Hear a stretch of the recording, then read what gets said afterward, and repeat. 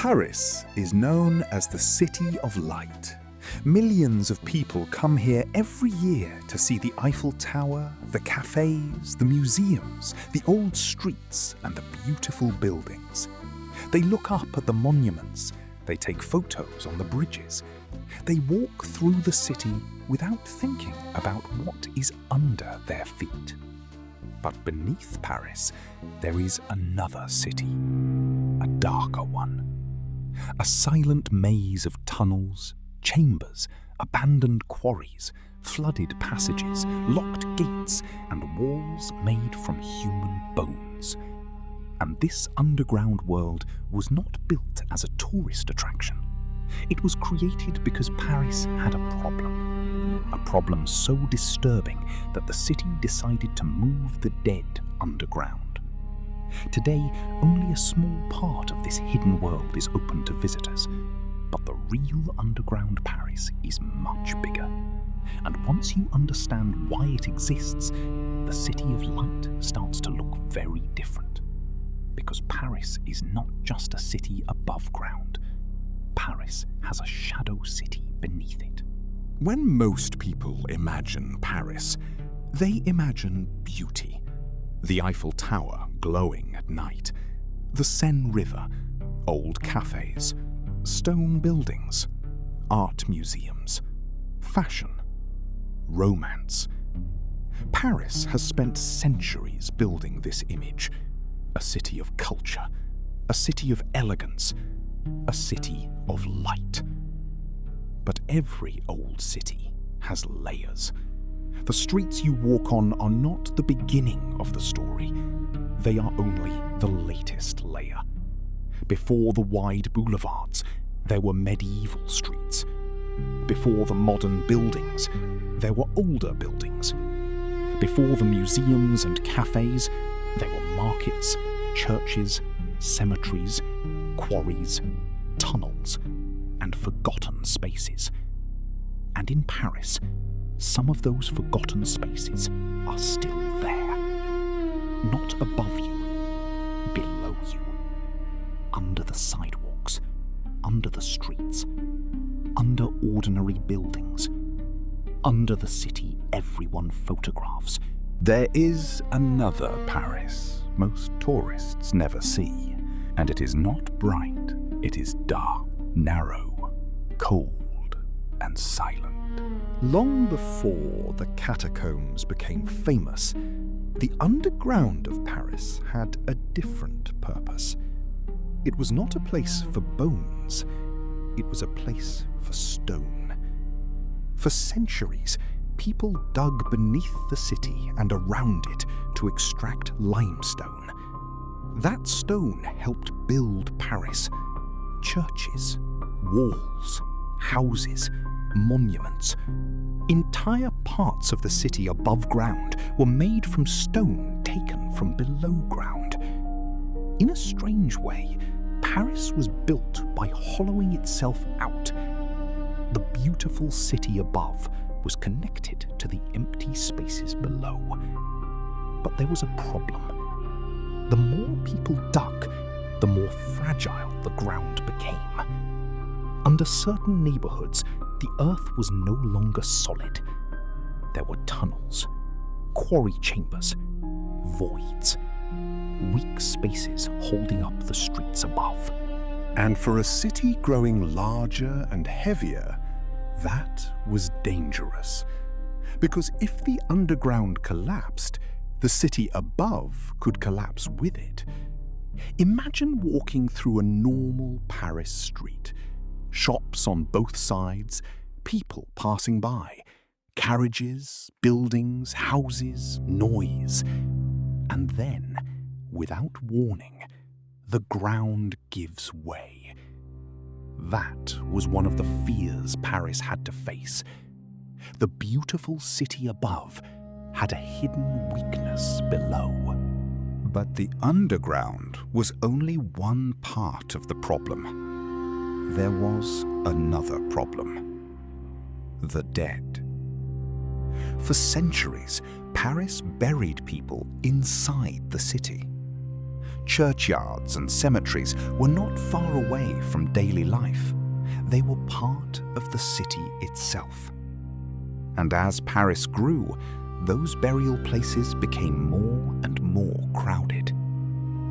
One cemetery became especially infamous: the Cemetery of the Innocents.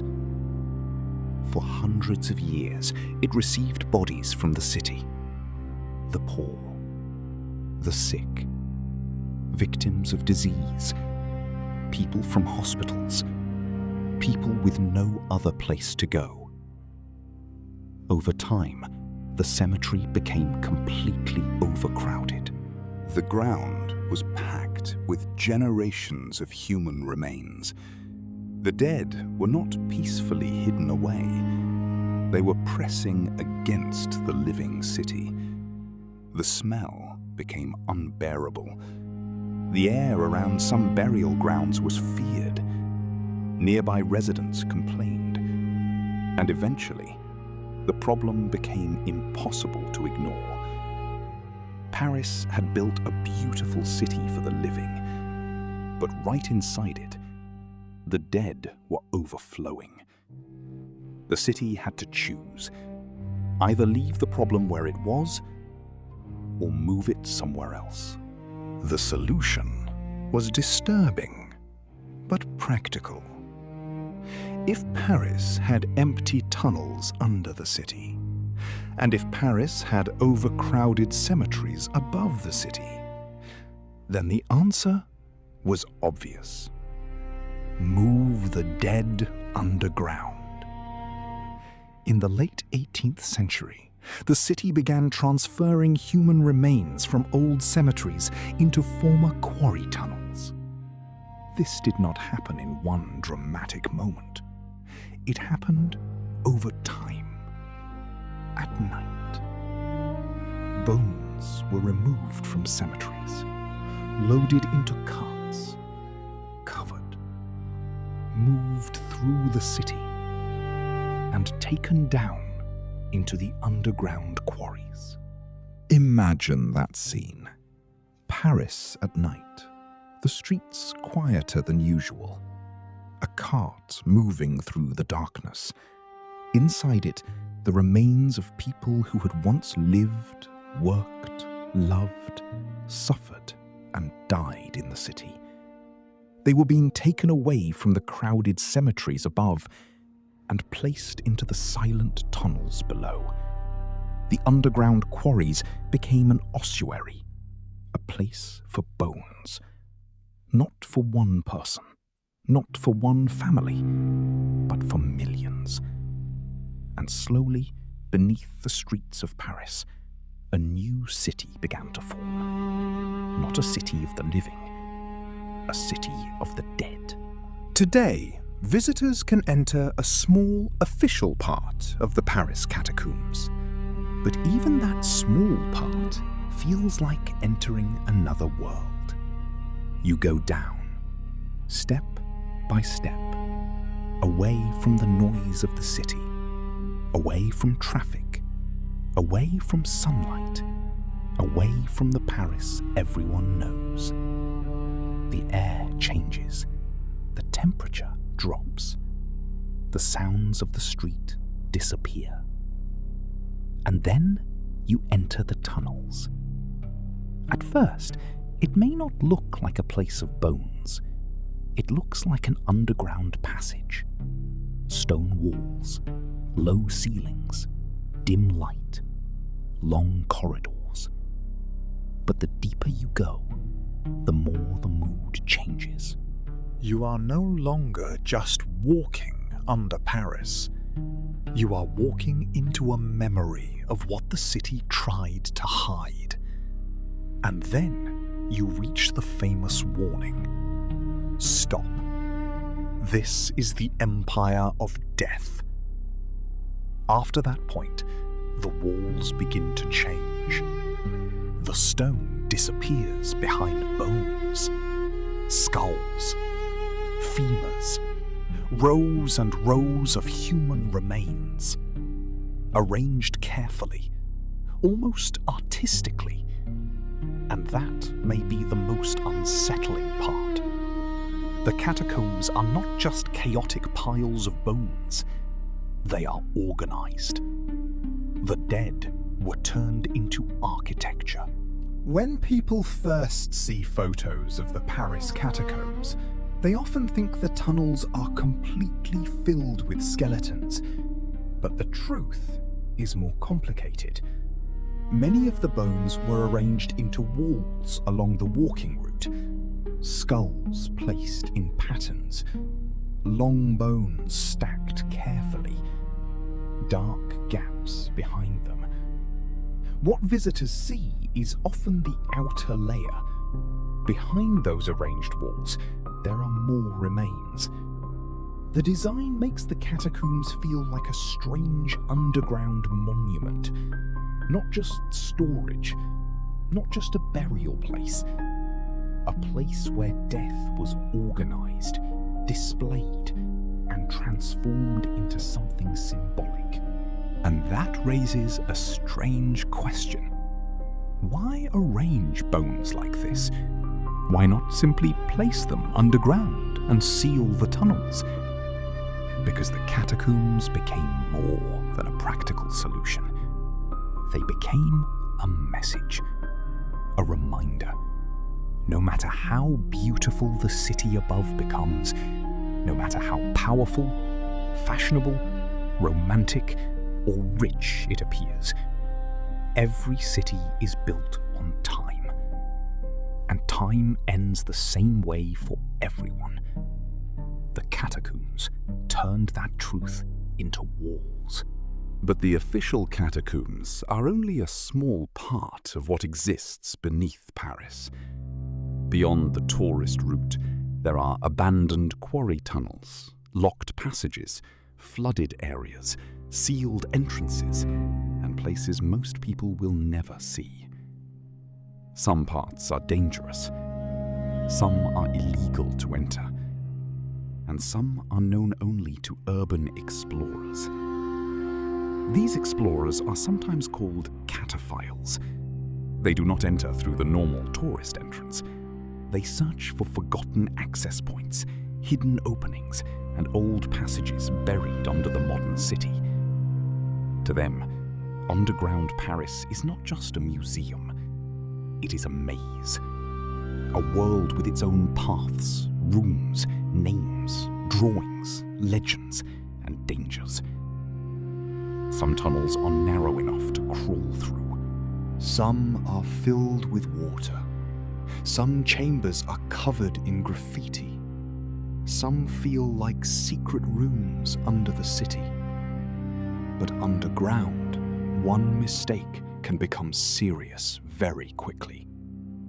Your phone may not work. There is no sunlight, no street signs, no easy exit.